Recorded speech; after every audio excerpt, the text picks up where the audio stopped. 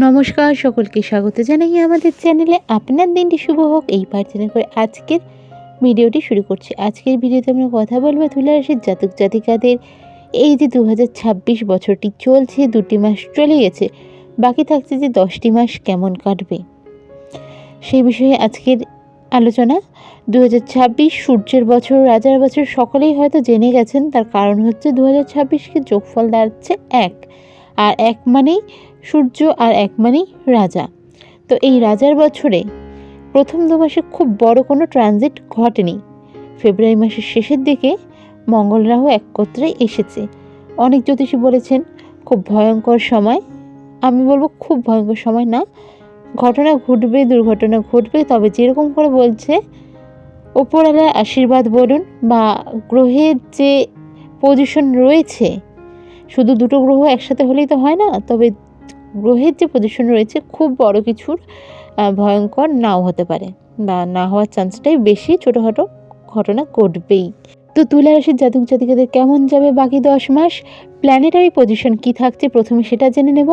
আর থাকছে কিন্তু সাথে রেমেডি, যেই জায়গাগুলো আপনাদের মনে হচ্ছে বা যেখানে আপনাদের মনে হচ্ছে যে আরও কিছু জানার দরকার, একটু ক্লিয়ারিফিকেশন দরকার, অবশ্যই কমেন্ট করুন, চেষ্টা করব উত্তর দেওয়ার। আর চলুন তাহলে এবার ভিডিওটি শুরু করা যাক। তুলা রাশির ক্ষেত্রে বলবো 5th হাউসে এবছর কিন্তু আপনাদের রাহুর ট্রানজিট ঘটছে, 11th হাউসে রয়েছে কেতু, আর 6th হাউসে রয়েছে স্যাটার্ন। যেই 3টে ট্রানজিট হচ্ছে বা যেই 3টে ঘরে এই যে গ্রহগুলো রয়েছে, আর যেই অ্যাসপেক্টটা পড়বে খুব যে একটা ভালো তা নয়। হ্যাঁ দেখুন, খুব খারাপ সেটা বলছি না, তবে খুব যে ভালো রেজাল্ট পাবেন বাকি কিছু রাশির মতন সেটা নয়। তো 2026-এ একটু স্ট্রাগল, একটু সমস্যা থাকছে, তার জন্য প্রতিকার থাকছে। আর ঠিক কী করবেন কী করবেন না সেগুলো জেনে নিলে তো অবশ্যই ভালো থাকবেন। কোন জায়গায় ভুল করে ডিসিশন নেবে না সেই বিষয়গুলো তো অবশ্যই জানাবো। তো চলুন শুরু করা যাক ডিটেলসে। তুলা রাশির জাতক জাতিকাদের ক্ষেত্রে একটা জিনিস বলছি, আপনার বাড়িতে যে যানবাহন রয়েছে, স্কুটি হোক, বাইক হোক, গাড়ি হোক, গাড়ির ক্ষেত্রে তো প্রচুর কাচের জায়গা রয়েছে, মিরর রয়েছে, কোথাও না কোথাও একটু হলেও ভাঙা, বা যেই ভিউ মিররগুলো থাকে সেগুলোর যে হ্যান্ডেলটা হয়, স্টিকটা হয়, সেখানে কোনো রকম ডিসপুট বা কাচ রিলেটেড যে জিনিসগুলো রয়েছে সেখানে কোনো রকম সমস্যা রয়েছে, মিলিয়ে দেখুন, থাকবেই থাকবে। আর এটা কিন্তু আপনাকে সবার আগে ঠিক করতে হবে। এবার দেখুন, আপনার যদি মনে হয় যে এক্সপেরিমেন্ট করবেন, সমস্যা হচ্ছে কি না দেখবেন, রাখতেই পারেন, সেটাতে আমি আপত্তি করতে বলতে পারি না যে আপনাকে করতেই হচ্ছে, তবে যারা ভালো চাইছেন অবশ্যই করে ফেলুন।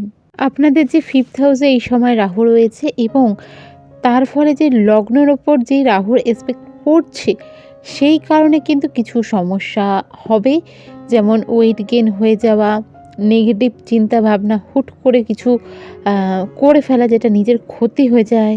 কিছু ক্ষেত্রে কনসিভ করেছেন অনেক সমস্যার পর, সেক্ষেত্রে এমন সমস্যা দেখাচ্ছে মিসক্যারেজ না হলেও অ্যাবর্শন গিয়ে করানো, এরকম কিছু সিচুয়েশন। আর এই রাহুর গোচরে কিন্তু আপনার ম্যারিড লাইফকে একটু নজর দিবে। কিভাবে দিবে? এই যে লাভ রিলেশন, হঠাৎ করে কোনো কাউকে ভালো লেগে যাওয়া, তার সাথে একটু দেখা করার ইচ্ছা, ঘুরে বেড়ানো, এরকম যে শখগুলো আপনার জাগবে, তার ফলে কিন্তু খুব সমস্যা। তো যেগুলো বলে দিচ্ছি, যখন এগুলোর হাতছানি হবে চেষ্টা করবেন অ্যাভয়েড করার। চেষ্টা নয়, আপনাকে অ্যাভয়েড করতেই হচ্ছে আপনার বেটার ফিউচারের জন্য।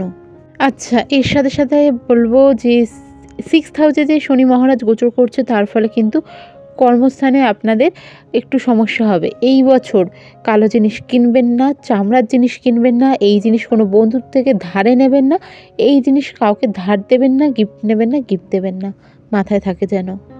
এই বছর না ক্যারিয়ারের জায়গায় আপনাদের চ্যালেঞ্জেস আসবে, আর যারা এই চ্যালেঞ্জগুলোকে ওভারকাম করতে পারবেন আগামী বছরগুলো খুব সুন্দর, কারণ এই চ্যালেঞ্জ কিন্তু আপনাকে শক্ত করে তুলবে। এই চ্যালেঞ্জ কিন্তু আপার ম্যানেজমেন্টের সামনে আপনার যে প্রতিভা রয়েছে সেগুলোকে তুলে ধরবে। তাই সেই জায়গাটাকে আপনাকে কিন্তু এবছর জিততেই হবে। মনে সাহস রেখে এগিয়ে যান। আর রেমিডিস তো দিচ্ছি ভিডিওর শেষে। কম্পিটিটিভ এক্সাম যারা দিচ্ছেন এই বছর খাটতে খুব বেশি হবে, মানে এত বছর যেরকম খেটেছেন তার double Khatun, otherwise no chance. সোজা বলে দিলাম, খারাপ পেলে পেতে পারেন, আদারওয়াইজ নো চান্স। তবে বলতে গেলে যদি ব্যবসার সাথে যুক্ত থাকেন তুলা রাশির জাতক জাতিকারা, আপনাদের যে কর্মের জায়গা, ক্যারিয়ারের জায়গা খুব ভালো রয়েছে। ব্যবসার ক্ষেত্রে কিন্তু ভালো রেজাল্ট এই বছর আপনারা পাবেন। কিছু কিছু জায়গায় আপনাদের এক্সপেকটেশনের বাইরে গিয়েও পেতে পারেন। যারা সরকারি চাকরির সাথে যুক্ত রয়েছেন, হঠাৎ করে ট্রান্সফার হয়ে যাওয়া, কোনো রকম উত্তপ্ত সিচুয়েশনে জড়িয়ে যাওয়া, কোনো রকম সরকারি হোক বা বিরোধী দলের সাথে কোনো রকম সমস্যায় না জড়িয়ে যাওয়া, এই সমস্যাগুলো যেখানে আপনার সিদ্ধান্ত নেওয়ার মতন সিচুয়েশন থাকছে না, এরকম সিচুয়েশনে ফেসে যাওয়া, এইগুলো হতে পারে। বেসরকারি চাকরির ক্ষেত্রে যারা এমএনসির মতন কোম্পানিতে রয়েছেন তাদের কিছুটা ঠিকঠাক থাকছে, তাদের হয়তো এতটা খারাপ সিচুয়েশন হবে না। আদারওয়াইজ অন্য যে নর্মাল চাকরিগুলো রয়েছে বা অন্য যেই সেক্টরগুলো রয়েছে সেখানে কিন্তু ভীষণ রকম চাপ বাড়বে। তার প্রধান কারণ হচ্ছে এই বছর কিন্তু কিছু নতুন ফেস, যেহেতু সূর্যের বছর, ফেস আসছে, নতুন নিউকামার আসছে, যাদের কারণে কিছুটা আপনাদের চাপ, চাকরি চলে যাওয়া, এই জিনিসগুলো ফেস করতে হতে পারে। তো সেই ক্ষেত্রে একটু নিজের স্কিলকে ডেভেলপ করতেই হচ্ছে। আচ্ছা, এত কিছু যে বললাম, ভয় ধরে গেছে তো? দাঁড়ান, অত ভয় পাওয়ার কিছু নেই। প্রথম 6 মাস যতদিন পর্যন্ত বৃহস্পতি বা জুপিটার ট্রানজিট করছে না, মানে জুনের 2 তারিখ পর্যন্ত কিন্তু এত সমস্যা আপনি বুঝতে পারবেন না। তো এই 6 মাস প্রিপারেশন নিন। বাকি 6 মাসে আপনাকে কোথায় কোথায় নিজেকে কন্ট্রিবিউট করতে হবে, সময়টা আগেই ভাবার জন্য পেয়ে যাচ্ছেন। যদি এডুকেশনের দিকটা বলা যায়, স্টুডেন্টদের ক্ষেত্রেও মোটামুটি মিড অফ দ্য ইয়ার আপনাদের মোটামুটি ঠিকঠাক থাকলেও জুনের পরে পড়াশোনায় মন না বসা, চঞ্চলতা, কোনো কারণে পড়ার সাথে ডিটাচমেন্ট, এই জিনিসগুলো হয়ে যাওয়া, যতটা খাটছিলেন খাটার পরেও আশানুরূপ ফল না হওয়া, রেজাল্ট না হওয়া, এগুলো কিন্তু হবে। তো মেন্টালি একটা প্রিপারেশন নিয়ে রাখুন। একবার ভুল হতে পারে, একবার খারাপ হতে পারে, বারবার না। চান্স জীবনে আগে অনেক আছে। এই একটা জিনিস আপনাদের সব কিছু নির্ভর করে না। মনের সাহস আপনাদের রাখতে হবে, আর মনের জোর বাড়িয়ে অবশ্যই পড়াশোনা করুন, কিছুটা বেটার রেজাল্ট হতেই পারে। এই বছর দেখবেন তুলা রাশি যারা জাতক জাতিকা রয়েছেন, খারাপ জিনিসগুলো যেগুলো সমাজের চোখে, সেগুলো আকৃষ্ট করবে।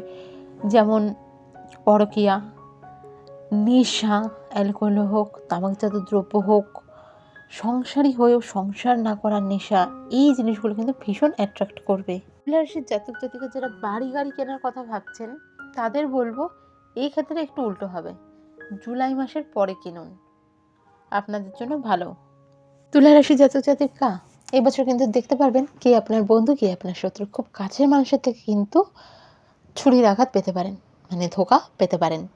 আর এই বছর বলবো যে যারা জাতিকা রয়েছেন তুলা রাশির, এই বছর একটু যদি সম্ভব হয় অ্যাভয়েড করুন মেকআপের জিনিস কেনার ক্ষেত্রে পার্টনারের থেকে, বা গিফট নেওয়া, বিশেষ করে আই রিলেটেড আইটেম, বা কোনো অসুস্থতার ক্ষেত্রেও যদি সম্ভব হয় যে জিনিসটা খুব বেশি দাম নয়, নিজের টাকা দিয়ে কিনে নিলেন। যারা ওয়ার্কিং ওমেন আছেন অবশ্যই, আর যারা ওয়ার্কিং নেই, কোনো কারো থেকে ধার নিলেন, খুব বেশি দাম না, 200 টাকা 500 টাকা, ফ্যামিলির থেকে নিয়ে নিলেন, নিজের বাড়ির থেকে চেয়ে নিলেন, কোনো কারণে 200-500 টাকার জন্য তো কেউ কিছু বলবে না।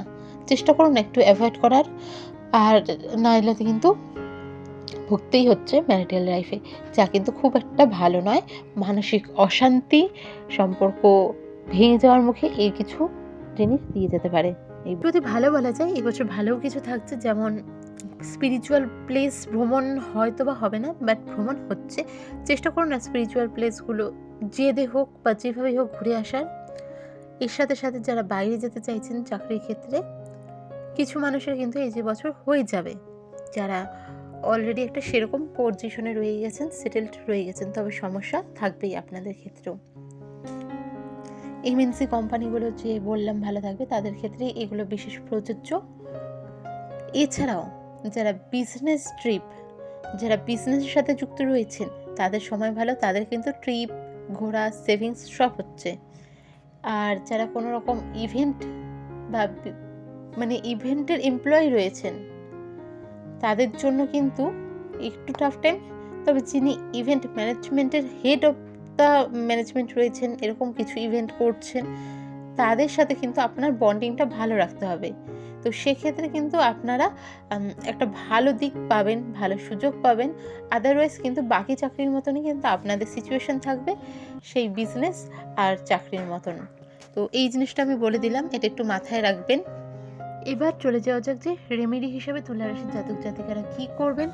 তুলা রাশির জাতক জাতিকাদের ক্ষেত্রে আমি প্রথমেই যে রেমেডিটা বলতে যাচ্ছি, ভাবলে কিছুটা টাফ, আর যদি ভাবেন যে ভালো থাকতে চাইছেন তাহলে খুব ভালো। টাফ বলতে এমন কিছু নয়, কি করতে হবে, গঙ্গা জল কালেক্ট করতে হবে। দশকর্মা ভাণ্ডারে গিয়ে কি তো গঙ্গা জল তো পাওয়াই যায়, কিনে নিলেন, কিন্তু সেটা যদি জেনুইন না হয় কাজ হবে না। যারা গঙ্গার সামনে বা গঙ্গার তীরবর্তী এলাকায় থাকেন, যদি প্রত্যেক পূর্ণিমায় গঙ্গা স্নান করতে পারেন খুব ভালো।